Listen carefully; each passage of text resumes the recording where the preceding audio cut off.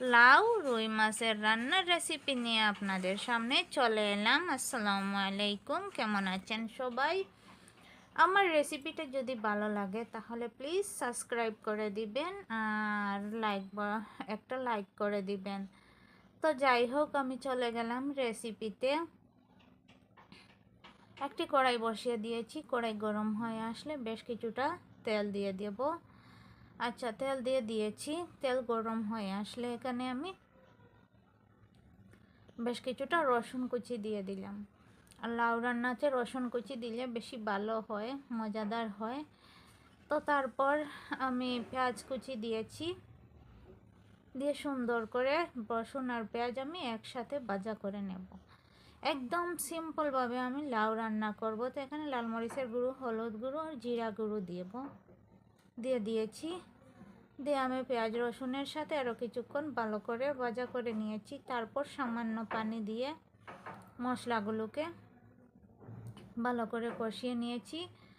তারপর স্বাদ মতো লবণ দিয়ে আরও কিছুক্ষণ নাড়াচাড়া করে কষিয়ে নেব। আর এভাবে কিন্তু লাউ রান্না করলে অসাধারণ মজাদার হয়। ইয়াম্মি একটি রেসিপি।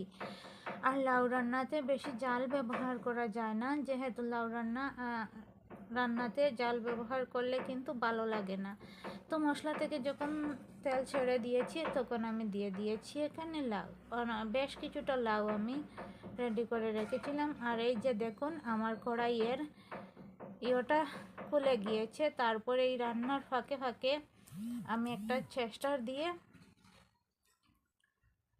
এই কড়াইয়ের সাইডটা একটু লাগিয়ে নিলাম। তারপর একটু উল্টিয়ে দিলাম। কি আর করা যায়, একটা অ্যাক্সিডেন্ট ঘটে গিয়েছে। তো যাই হোক, লাউগুলোকে এখন সুন্দর করে আমি উল্টে পাল্টে ভাজা করে নেব। নাড়াচাড়া করে নিয়েছি। তারপর কিছুক্ষণ ঢাকনা দিয়ে ডেকে রান্না করেছি। ঢাকনাটা সরিয়ে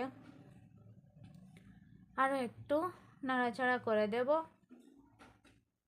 যেহেতু লাউ উল্টাপাল্টা করে দিলে মশলাগুলো সবগুলো লাউয়ের ভেতরে ঢুকবে। তো তারপর এই তো আমার লাউগুলো সিদ্ধ হয়ে গিয়েছে। তারপর আরও একটু নাড়াচাড়া করে আমি দিয়ে দেব মাছ। এখানে আমি রেডি করে রেখেছিলাম মাছ ভাজা করে, তো সেগুলোকে দিয়ে দিয়েছি। দিয়ে একটু নাড়াচাড়া করে পরিমাণ মতো জল দিয়ে ঢাকনা দিয়ে ডেকে প্রায় 10 মিনিটের মতো রান্না করেছি।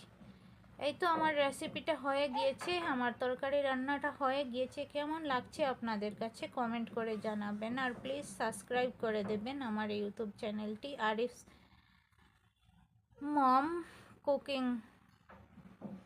চ্যানেলটা। ভালো লাগলে লাইক কমেন্ট করবেন প্লিজ।